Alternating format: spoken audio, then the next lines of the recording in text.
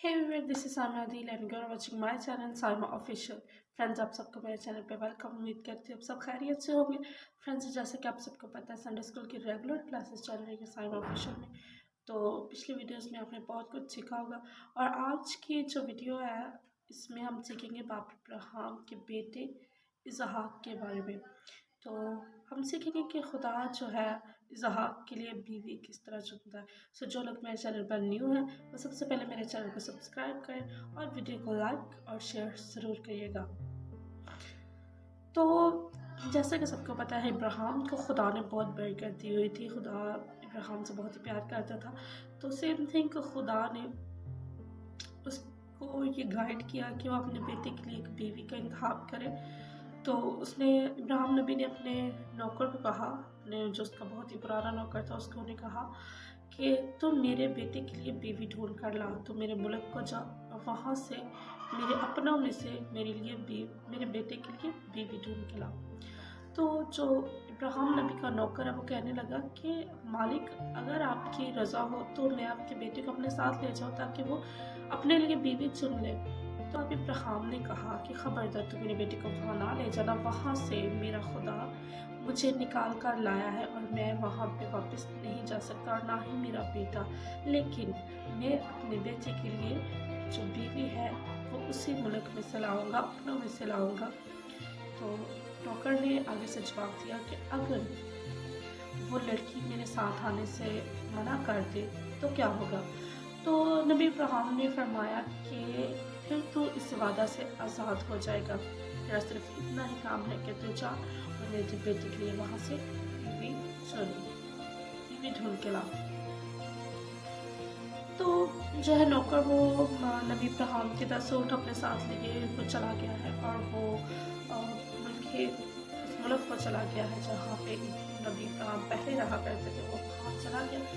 तो जब वो वहाँ पहुँच जाए तो वहाँ शाम हो चुकी थी और शहर से बाहर कुएं में बहुत जवान औरतें पानी भरने के लिए आती थी। तो उस नौकर ने वहाँ पे दुआ की, खुदा को सजदा किया और दुआ की कि ऐ इब्राहिम के खुदा, मैं तुझसे दुआ करता हूँ कि तू मुझे इस बात के लिए गाइड कर कि जो लड़की तूने अपने नबी के बेटे के लिए चुनी है मैं उसका पता जान सकूँ। अगर इन औरतों में से कोई कहे कि तू भी पानी पी और तेरे ऊँट भी पानी पिए,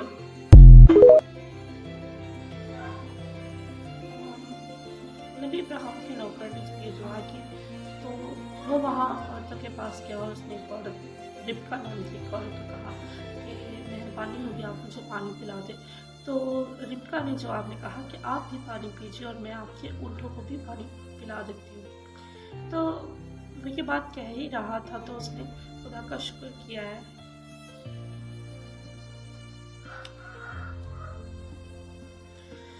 नबी इब्राहिम के नौकर ने उस लड़की से पूछा कि तू किसकी बेटी है। तो उसने बताया कि मैं बेतूएल की, इब्राहिम के भतीजे बेतूएल की बेटी हूँ।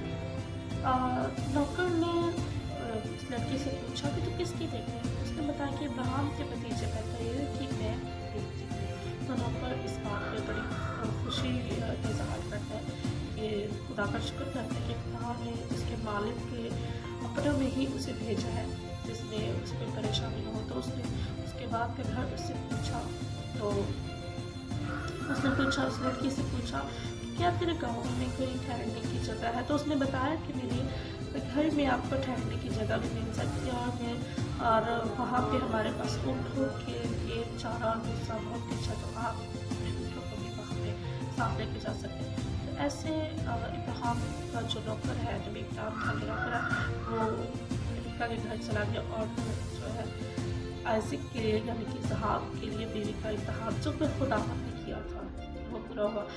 तो जो फ्रेंड्स, इस वीडियो में हम सीखते हैं कि खुदा जो है सारा प्लान खुदा का होता है, लेकिन खुदा अपने बंदों को इस्तेमाल कर रहा होता है।